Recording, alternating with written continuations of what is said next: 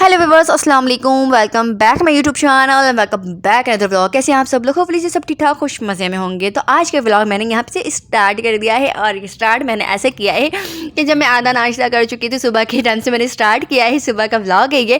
जब मैं नाश्ता कर रही थी, जब मैंने नाश्ता कर लिया तो मुझे याद आया यार मुझे व्लॉग बनाना है था तो फिर मैंने आधे नाश्ते से मैंने व्लॉग स्टार्ट कर दिया। तो कोई बात नहीं, होता रहता है यार, व्लॉगर के साथ इस तरह से चलते रहते हैं। तो खैर बातें करनी थी कुछ आप लोगों से। मेरी प्यारी सी सिस्टर ने मुझे मैसेज किया कल के व्लॉग में।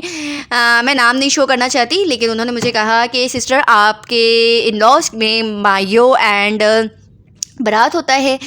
तो मेरी प्यारी सी सिस्टर, मैंने कल के व्लॉग में आपको बताया है कि मैंने माइयो का शॉर्ट व्लॉग और आगे का व्लॉग क्यों नहीं बनाया।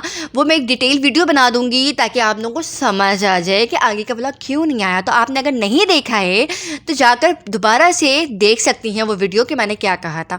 उसके बाद भी आपने ये क्वेश्चंस किया तो ये चलो ठीक है, खैर हो गई।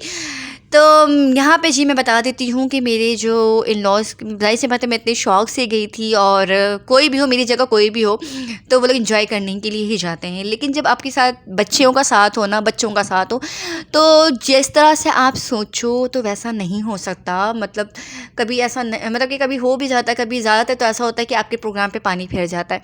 तो मेरे साथ भी कुछ ऐसा ही हुआ था मेरे लिए। मतलब कि मेरे इन लॉज में पहली शादी थी, जाहिर सी बात है मेरी जेठानी, उसके बाद मैं हूँ और मेरे बाद जाहिर सी बात है न्यू था, नया सब कुछ था मेरे लिए। तो एक तो शहर भी नया था, तो मैंने कहा चलो मज़ा आएगा, कुछ नया देखने को मिलेगा, फ़न होगा, मस्ती होगा, घूमूंगी फिरूंगी, आप लोगों के साथ भी शेयर करूंगी वहाँ का मतलब कि रूटीन वगैरह वहाँ की मैं आप लोगों के साथ शेयर करूँगी। लेकिन ऐसा पॉसिबल नहीं हुआ, हो जाता है।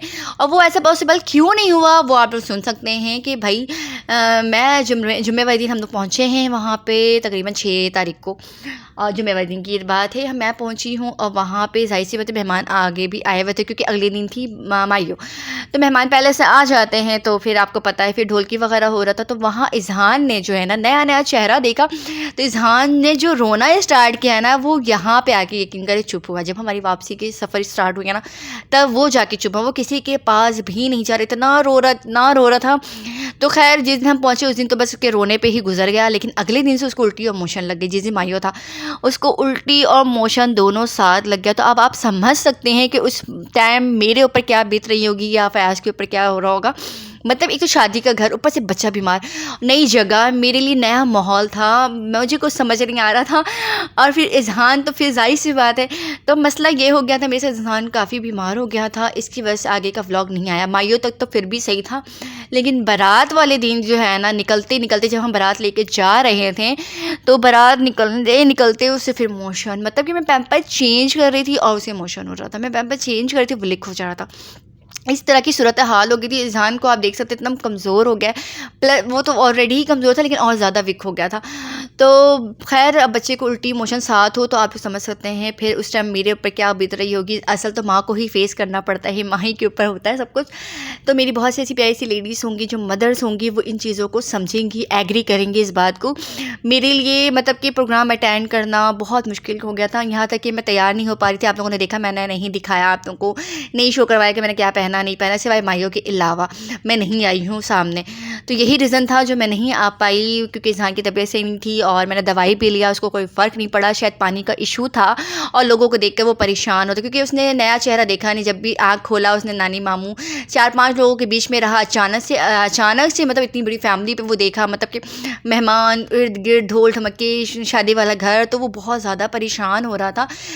तो खैर बस ये सारे वजूहात थे जिसकी वजह से जो है आगे पंजाब का व्लॉग नहीं आया, शादी का व्लॉग नहीं आया। तो मैं ख़ुद बहुत ज़्यादा अफसरदा हूँ, मुझे बहुत ज़्यादा इस बात का अफसोस है कि मैं एक तो गई, ऊपर से मैंने व्लॉग नहीं बनाया। जिस चीज़ के लिए मैं गई थी वो मुझे कंटेंट नहीं मिला, मैं नहीं कर पाई। लेकिन देखिए ना, मेरे लिए बच्चों से बढ़कर कोई चीज़ नहीं है। मैं व्लॉगिंग करती हूँ, शौक़ से करती हूँ और मेरी मतलब कि ये शौक़ की कोई ज़ोर ज़बरदस्ती नहीं है मुझ पे कि नहीं करो या करना है तो मैं, ऐसा कुछ नहीं है। मैं शौक़ एज़ अ शौक़ करती हूँ। और लेकिन यहाँ पे जब बच्चे बीमार हो तो फिर मेरा तो कुछ भी दिल दिमाग काम नहीं करता, हर काम उलट हो रहा होता है। यकीन करें मैं ना तैयार हो पा रही थी सही से, ना मैं चेंज कर पा रही थी। तो ये रीज़न था जी, आप लोग को समझ आ गया होगा। अब वापसी का भी व्लॉग मैं नहीं बना पाई क्योंकि मेरी तबीयत ठीक नहीं थी और इजहान को लेकर मैं काफ़ी परेशान थी। इजहान की भी तबीयत नहीं सेट थी। तो खैर यहीं पे यही था रीज़न, यही वजूहत थी जो मैंने आप लोगों के साथ शेयर कर दिया है। आई होप कि आप लोगों को समझ आ गया होगा। तो यहाँ पे करते हैं अपने ब्लॉग को एंड। अपना ख्याल रखिएगा, मेरे बच्चों को दुआ में याद रखिएगा। तब तक के लिए अल्लाह हाफ़िज़।